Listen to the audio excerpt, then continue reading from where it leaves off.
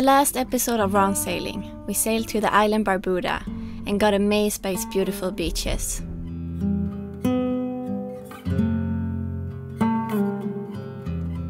And then we got a tour in the Frigate Bird Sanctuary in the Big Lagoon.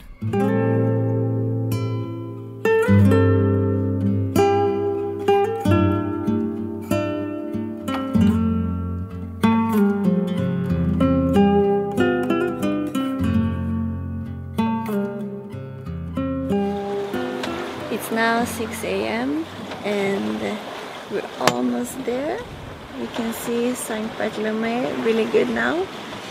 And the sun is up and the moon is still up. And the night went by really fast and we were both quite tired.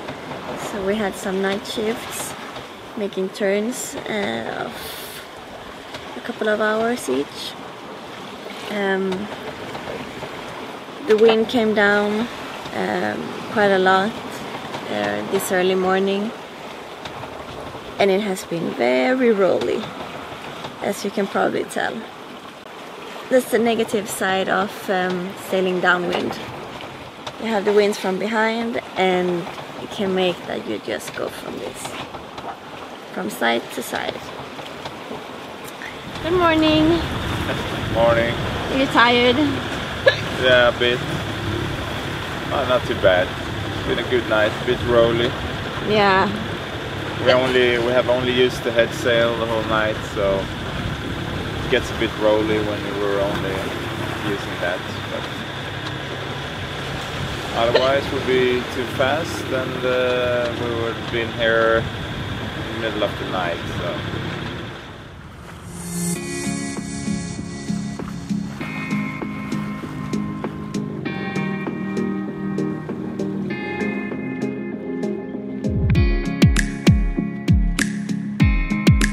St. Barths was under Swedish rule between 1784 to 1878.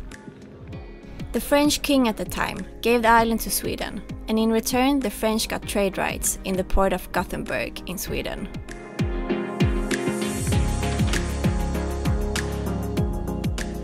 So this is Gustavia, the capital in St. Barths, and the city actually got its name from the Swedish king Gustav III. Who was the ruler at the time when the island was Swedish. The Swedish culture heritage still remains on the island, in the street names, Swedish flags, and on the island's crest, which carries the 3 Swedish crowns. Unfortunately for us Swedes, Sweden decided to sell back the island because they thought it was too expensive to maintain in the end. Big mistake, Swedish king. Yeah, definitely. They sold it for 80,000 francs. I mean, it would be so cool that Sweden could have an island in the Caribbean. That would have been so cool. And maybe we would live here then. Yeah. Most likely. It's better climate, that's for sure. Yeah. But still, even if it's not Swedish any longer, it's really cool that we actually had this island and that there are so many things left from that period.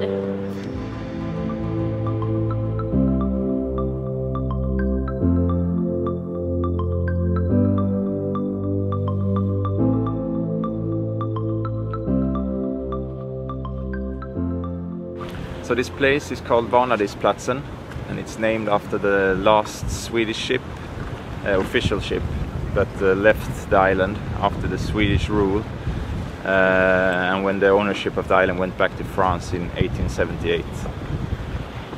So, and today there's a lot of yachts moored here instead.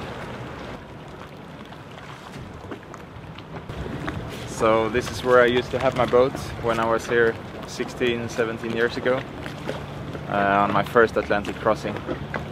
And I actually worked here for a season or 4 months as a carpenter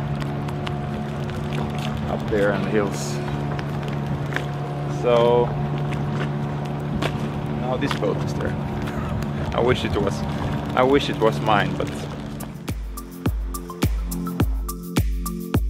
The capital, Gustavia, is a famous hub point for superyachts and jet-set people.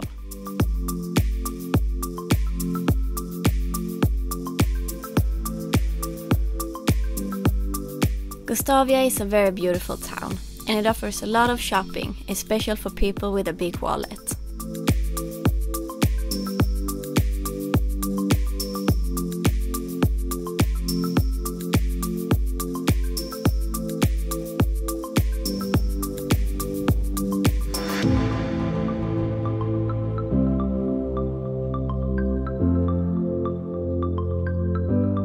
Not only does the town have many designer stores, all around the island you find big luxurious houses and hotels.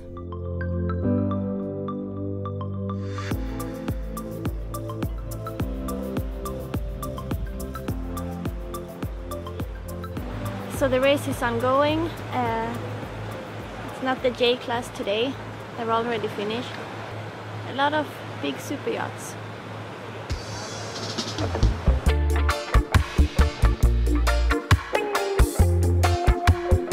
The sailing competition, the Bucket Regatta, is a yacht race held every year in St. Barts.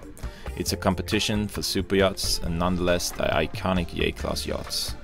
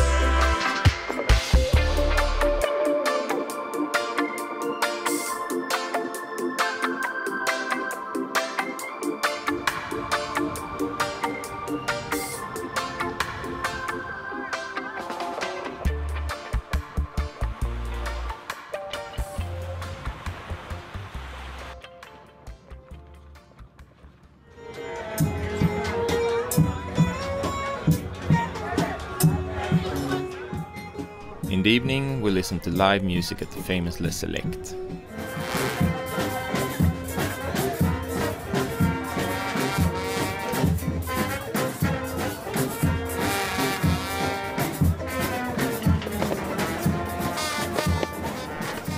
Later that night there were fireworks, and the big yachts showed their appreciation by sounding their horns.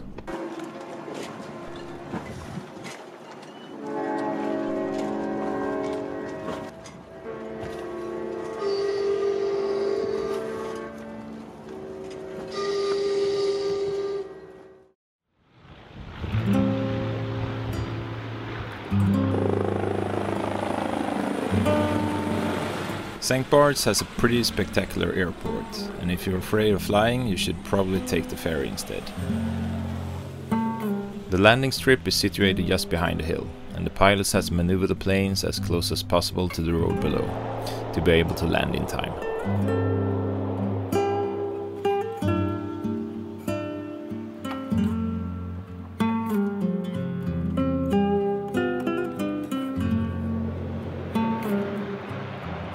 Pretty spectacular airport. I think it's the airport with the prettiest view that I've seen so far. Yeah, because the runway is really short, so they don't have a very long stretch of tarmac to brake on. It sometimes happens that the planes actually go out onto the beach. They end up in the sand here, so people have to help them out and push them back out to the runway.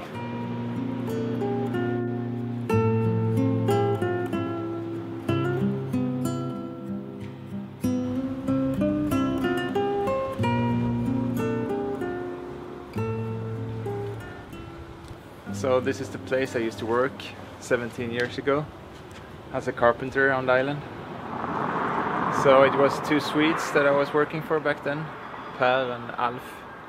And I was hoping to meet them again now when we arrived here, but unfortunately they left the island 2 weeks ago. sold the business and yeah, left the island. So what's the odds on that? 17 years later. But yeah, this was the place they had back then. There's a car coming by constantly here. But when I used to work here, I was, you know, you worked on the porch. I had my dog lying out here in the shade when I was working at daytime. And it was a really quiet area. No cars, no scooters. But now here seems to be quite busy.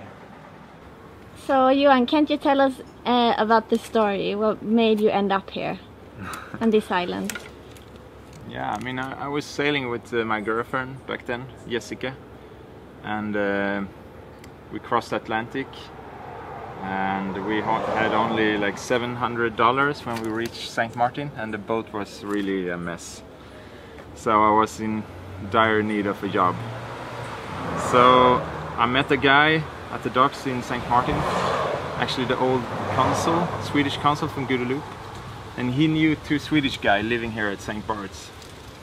And yeah, he gave them a call and they were looking for a carpenter. So I just took the ferry over here because I had engine problems back then. And they hired me.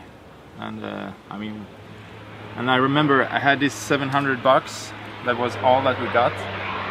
And I went to an ATM and took everything out so I could, you know, manage the last money a bit better. And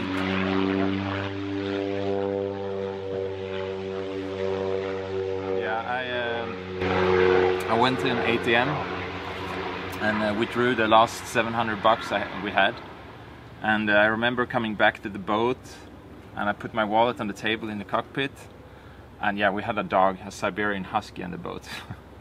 And I was down below and suddenly I heard a sound from the cockpit and our dog is standing there ripping dollar bills. And there's, yeah, he actually ate $200 out of the 700 we had left. So after that I was even more depressed not having a job. So I was really lucky to meeting that guy on the dock in St. Martin and getting the job here at St. Bart's. So that was pretty cool. So I worked here for 4 months, I think it was, before I sailed back to Sweden.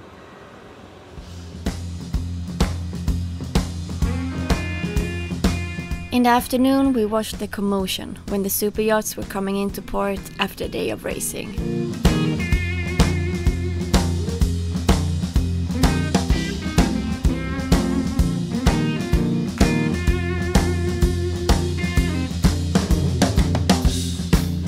It's so impressive how big the boats are and how many people that are working on them.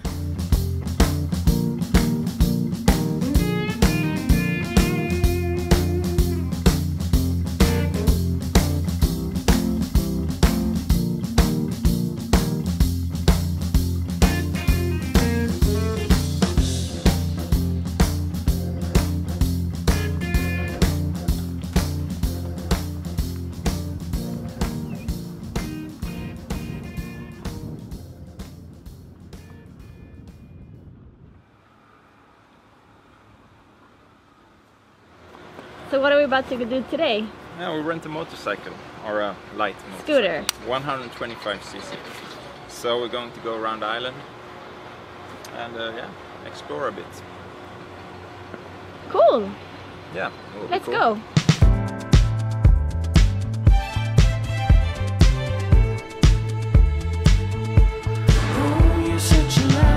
The island got its luxury reputation in the 40s when the eccentric aviator Remy Dehaenen landed his plane on what's now the island's landing strip. He later brought his friend Howard Hughes and other Hollywood stars to the island. And in the 60s, the Rockefellers and the Rothschilds started to visit St. Bart's as well. Always aiming higher,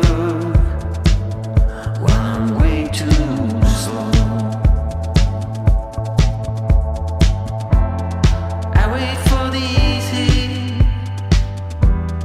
I wait for the calm. The island became a famous vacation spot for jet setters, and some of our most famous Hollywood stars today owns properties in St. Bart's. You want that house? Yeah, that's a nice house.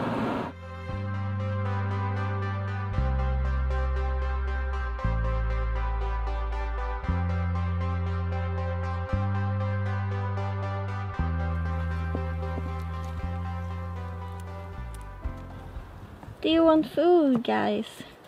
Are you hungry? They're pretty fast.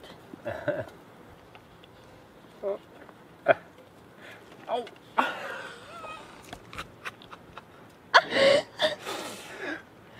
He's hungry, Johan. Did he have teeth? No. Oh, now there's another one, and there's another. 2 more there. No, just a beak. But it bit me quite hard.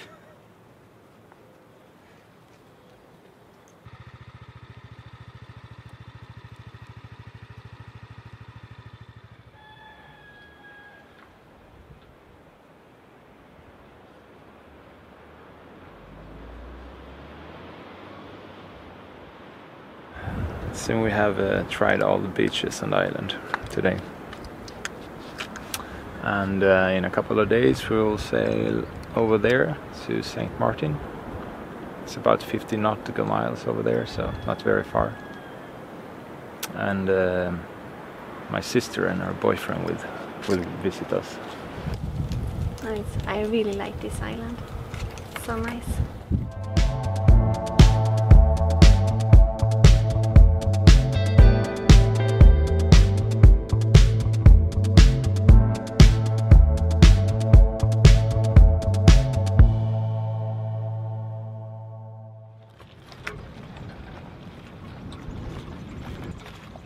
The anchorage in Gustavia is not only full with boats, but also with sea turtles, and we could see them around the boat every day.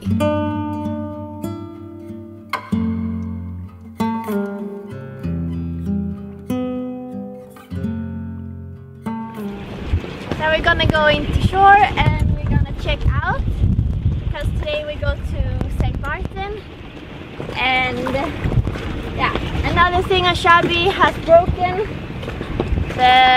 The thing that we sat on is now broken, so we're gonna throw that in the garbage and yeah, off to a new island.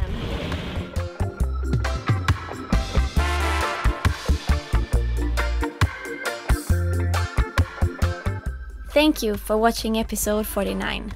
Subscribe for more videos and please give us a thumbs up if you enjoyed the video. Stay tuned for the next episode. Bye bye!